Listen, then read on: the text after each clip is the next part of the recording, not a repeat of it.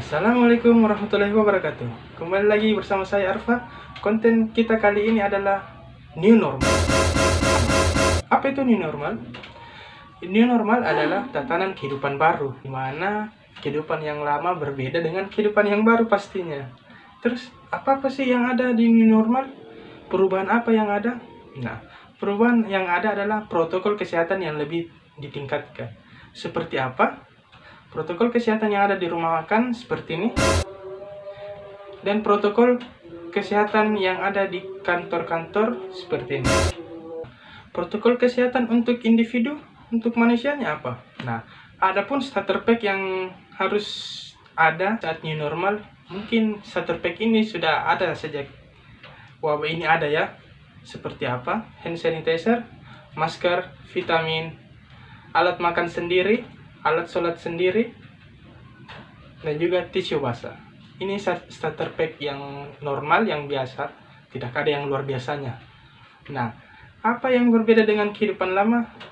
Ayo, kita bahas. Kehidupan yang lama secara individu, dulu kita itu seperti ini. Kalau kita makan, nah, di kehidupan yang baru, new normal, seperti ini. Kalau kita mau makan. Yang kedua, kehidupan yang baru versus kehidupan yang lama.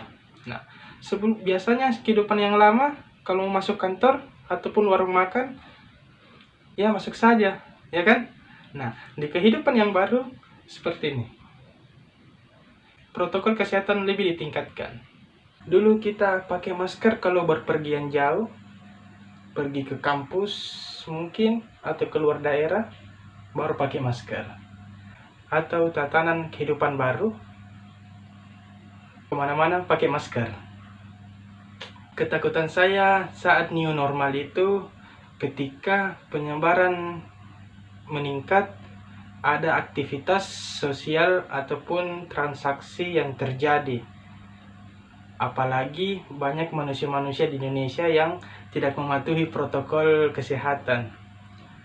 Waktu PSBB dulu masih ada yang tidak pakai masker. Apalagi new normal ini, mungkin lebih banyak lagi yang tidak pakai masker. Itu ketakutan saya secara pribadi di new normal. Kenapa saya takut di new normal ini atau tatanan hidup baru di tengah wabah pandemik ini? Ada beberapa ketakutan saya itu ketidakpatuhannya terhadap protokol kesehatan, seperti tidak memakai masker, tidak physical distancing, tidak mencuci tangan habis memegang barang ataupun di luar kalau mau makan siang, sore, malam. Keempat, asupan makanan anak-anak di kompleks, asik. Asupan makanannya tidak teratur, apalagi memakan junk food. Saya pun secara pribadi takut hilaf, takut lupa kalau makanan junk food itu keseringan di luar. Nah, itu ketakutan saya. Itu ada 4, 5 ketakutan saya secara pribadi, khusus untuk diri saya sendiri ataupun orang-orang di luar sana yang masih tidak patuh terhadap protokol kesehatan. Yang paling saya takutkan itu hilaf kalau makan di luar. Ini paling susah dikontrol kalau di luar. Kenapa? Kalau kita makan junk food itu kan makanan yang gizinya ataupun seratnya tidak seimbang. Justru COVID itu menyerang di saat antibodi menurun. Nah, kalau kita makan junk food, apakah tubuh kita sistem imun kita akan kuat atau meningkat? Teman-teman sendiri pasti tahu kan, makanan yang tidak sehat pasti membuat kita sakit. Jadi teman-teman semua, hindari makanan di luar. Makanan ini, itu, nggak boleh saya sebut merek, oke? Nah, ngemeng-ngemeng persyaratan WHO untuk new normal pada suatu negara ada beberapa ya. Teman-teman sendiri bisa googling sendiri persyaratan WHO untuk suatu negara yang akan menjalankan new normal.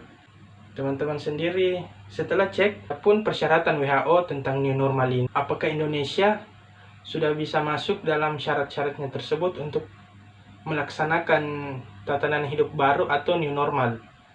Teman-teman sendiri yang menilai, saya tidak bisa, karena saya bukan ahlinya untuk menyatakan boleh atau tidaknya hanya para ahli yang bisa menyimpulkan apakah Indonesia siap ataupun memenuhi syarat standar WHO untuk new normal pada suatu negara. Walaupun risiko tinggi tertular di tengah wabah karena aktivitas, semoga Allah menjaga kita dan memberi kesehatan untuk kita semua.